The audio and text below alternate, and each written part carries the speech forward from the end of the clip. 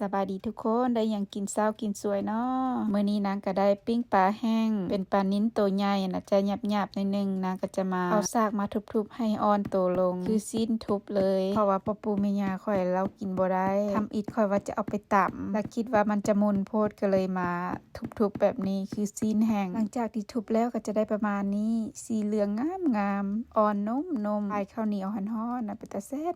หลังจากที่ทุบปลาแล้วนางก็จะมาเด็ดหมากทั่วเพื่อจะเอาไปตำทุกคนตำหมักทั่วแบบใดสำหรับข่อยแล้วตำหมักทั่วให้แรกๆก่อนจากนั้นก็จึงเอาหมักเผ็ดลงมาใส่ตำหมักเผ็ดให้แรกช่วงนี้หมักเขือหลายนางก็ตำมะเขือใส่พร้อมแล้วเอากะปิมาใส่